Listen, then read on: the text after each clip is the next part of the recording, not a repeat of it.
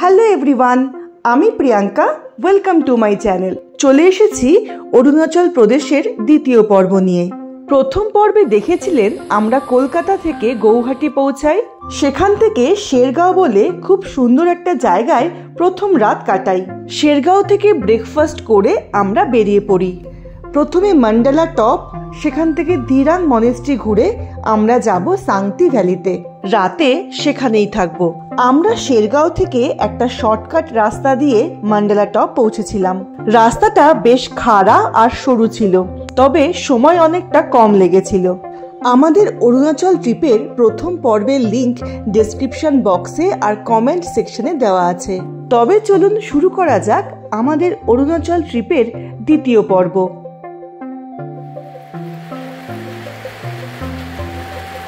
প্রায় সকাল 9টা নাগাদ আমরা শেরগাঁও থেকে বেরিয়েছিলাম। ঘড়িতে প্রায় সকাল 11টার মতো বাজে, আর আমরা পৌঁছে গেছিলাম মান্ডালা টপে। প্রায় 10,000 ফুট উচ্চতায় অবস্থিত মান্ডালা টপ একটি বৌদ্ধ তীর্থস্থান। এখানে 108টি স্তূপা রয়েছে। প্রত্যেকটা স্তূপার ওপরে ওম মনি পদ্মেহম মন্ত্র খোদাই করা রয়েছে।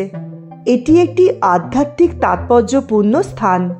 চারিদিকে স্তূপায় ঘেরা, মাঝখানে একটি বড় বৌদ্ধ মূর্তি রয়েছে। প্রদক্ষিণ করার জন্য রাস্তা করা রয়েছে। ভেবেছিলাম বৌদ্ধ মূর্তির কাছে গিয়ে কিছুক্ষণ বসবো, তবে আমাদের প্রদক্ষিণ করতে করতেই বেশ জোরে বৃষ্টি নেমে গেছিল। ভগবানকে প্রণাম জানিয়ে আমরা সেখান থেকে বেরিয়ে আসলাম। কেমন ঠান্ডা? কেমন? একটু একটু ঠান্ডা, বেশি তো ঠান্ডা নেই। ঠান্ডা লাগছে। পাশেই মান্ডালা ক্যাফে রয়েছে, আমরা সেখানে ঢুকে পড়লাম। বাইরে ঝমঝমিয়ে বৃষ্টি নেমে গেছিল, খুব ঠান্ডা লাগছিল। আমরা আগুনের সামনে বসে পকোড়ার সাথে গরম কফি এনজয় করছিলাম। দারুণ একটা সময় কাটিয়ে আমরা আবার বেরিয়ে পড়লাম আমাদের পরবর্তী গন্তব্য দিরাং মনেস্ট্রির দিকে। প্রায় দুপুর 12টা নাগাদ আমরা আমাদের জার্নি স্টার্ট করেছিলাম। তখন বাজে দুপুর 2টোর মতো, আর আমরা পৌঁছে গেছিলাম দিরাং মনেস্ট্রিতে।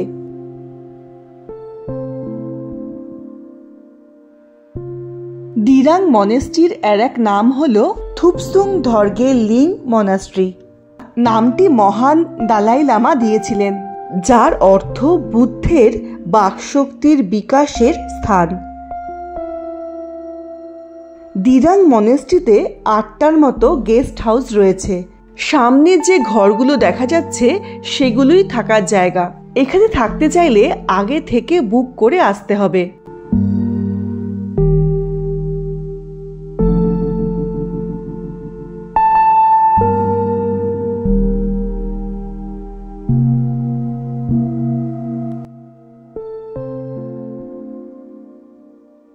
গেস্ট হাউসের সিঁড়ি দিয়ে ওপরে উঠে গেলে সামনেই পড়বে মনেস্ট্রি।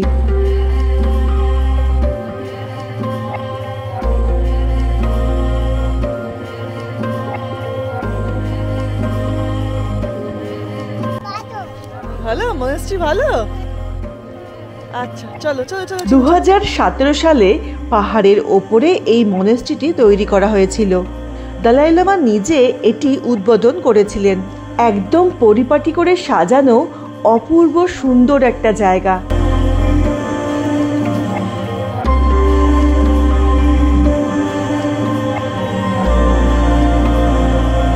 মনাস্ট্রির বারান্দা থেকে চারিদিকের ভিউটা এক কথায় অসাধারণ লাগছিল।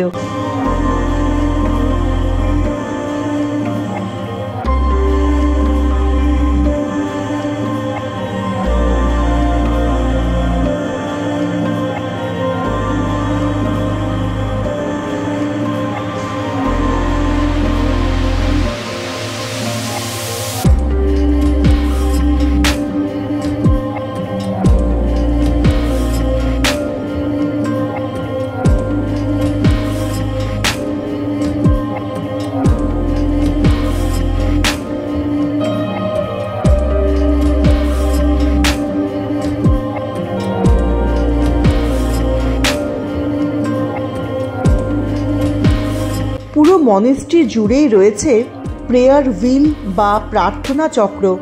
প্রেয়ার হুইলসে মন্ত্র খোদাই করা থাকে, তাই প্রেয়ার হুইলসগুলো হাত দিয়ে ঘোরালে একসাথে অনেক মন্ত্র জপ করে নেওয়া যায়।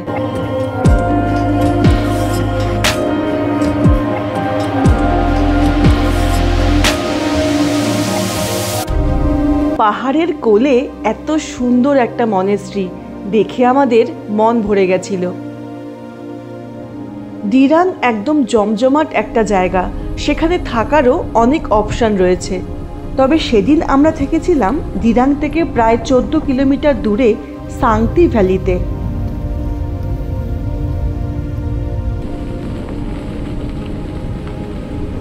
ঘড়িতে বাজে তখন প্রায় বিকেল 4টের মতো। আমরা পৌঁছে গেছিলাম সাংতি ভ্যালিতে আমাদের হোমস্টেতে। গাড়ি থেকে মালপত্র নামানো হচ্ছে আর এদিকে আমাদের রুম দিয়ে দিয়েছিল। আমরা 6 জন বড় ছিলাম আর আমাদেরকে এরকম 2টো রুম দিয়েছিল। বেশ বড়সড়, পরিষ্কার পরিচ্ছন্ন, রুমগুলো খুব সুন্দর ছিল। ঘরের বাইরেই ছিল কমলা লেবুর গাছ, গাছ ভর্তি কমলা লেবু হয়েছিল। আমি আগের পর্বে বলেছিলাম যে আমরা ট্রাভেল এজেন্ট দিয়ে পুরো ট্রিপটা অ্যারেঞ্জ করিয়েছিলাম। থাকা, গাড়ি আর ব্রেকফাস্ট প্যাকেজের মধ্যে ছিল। মান্ডালা ক্যাফেতে কফি আর পকোড়া খাওয়ার জন্য দুপুরের দিকে আমাদের খুব একটা খিদে পায়নি। কুহুকে আমি ধিরাং মনেস্ট্রিতে গিয়েই খাইয়ে দিয়েছিলাম। এখানে পৌঁছে আমরা এদেরকে বলেছিলাম সবজি দিয়ে ম্যাগি আর অমলেট করে দিতে। দারুণ বানিয়েছিল। শেরগাঁওয়ের মতো এখানেরও খাবার দাবার খুব ভালো ছিল।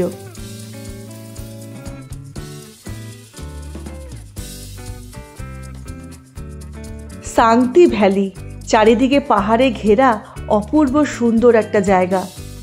হোমস্টের পাশ দিয়ে বয়ে চলেছে সাংতি নদী।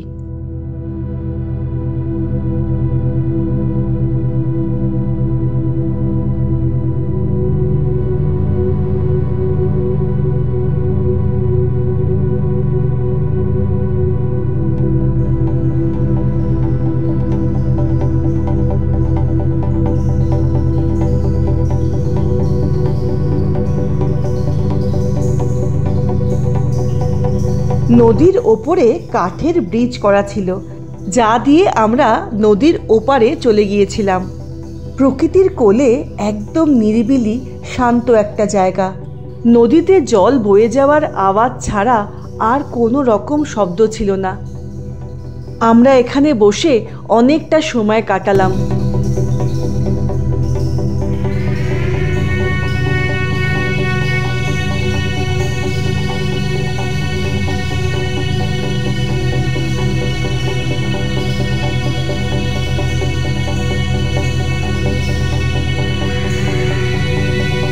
সন্ধে প্রায় 7টার মতো বাজে আর আমাদের রুমেই দিয়ে গেল পকোড়া আর চা।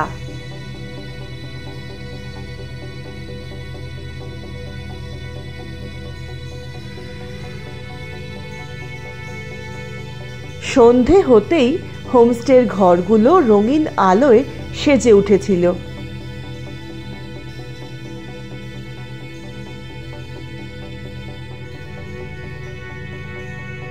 রাত বাজে প্রায় 9টা।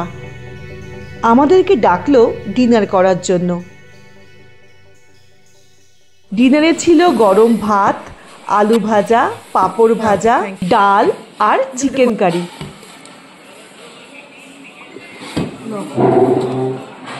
ডিনার সেরে সবাই তাড়াতাড়ি শুয়ে পড়েছিলাম। পরের দিন সকালে ঘুম থেকে উঠেই চলে গেলাম নদীর ধারে। সূর্যের আলো পড়ে চারিদিক একেবারে ঝলমল করছিল। সবুজে মোড়া পাহাড়, পাহাড়ের মাঝে মাঝে আবার মেঘ জমে আছে, সাথে সাংতি নদী। কি যে অপূর্ব লাগছিল দৃশ্যটা, কি বলবো। বাজে প্রায় সকাল 7টার মতো আর আমাদের সকালের চা দিয়ে গেল। ব্রেকফাস্ট সেরে 10টা নাগাদ এখান থেকে বেরিয়ে পড়তে হবে। সাংতি ভ্যালি থেকে সেলা পাস হয়ে আমরা যাব তাওয়াং। তবে হাতে 2 ঘন্টার মতো সময় রয়েছে।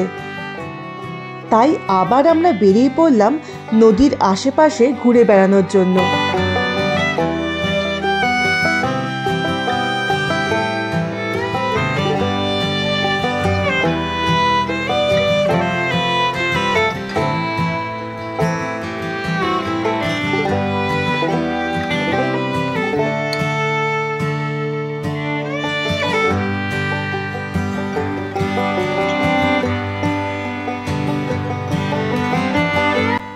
ব্রেকফাস্টে ছিল fried rice, Maggi, bread butter, boil egg আর চা।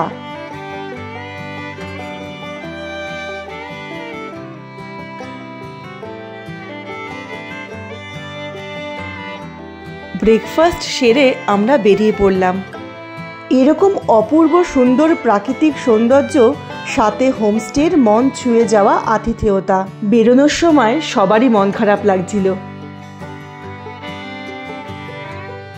আমরা নিচে এই ভ্যালিতেই ছিলাম। পাহাড়ের ওপর থেকে পুরো ভ্যালিটা দেখতে দারুণ লাগছিল।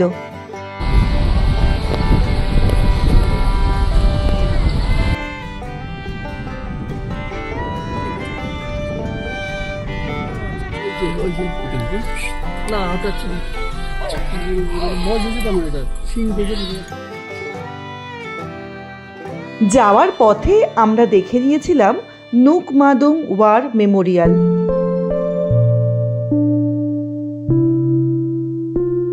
1962 সালের চীন ভারত যুদ্ধের শহীদ সৈন্যদের স্মরণে এটি তৈরি করা হয়েছিল।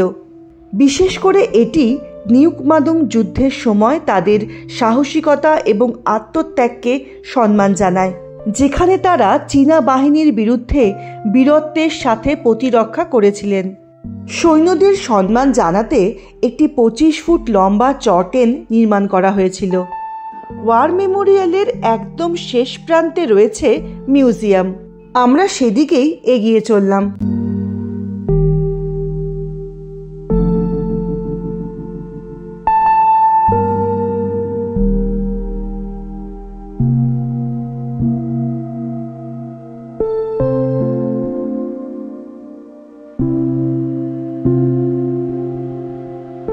দোতলা মিউজিয়াম জুড়ে রয়েছে নানান রকমের জিনিসপত্র।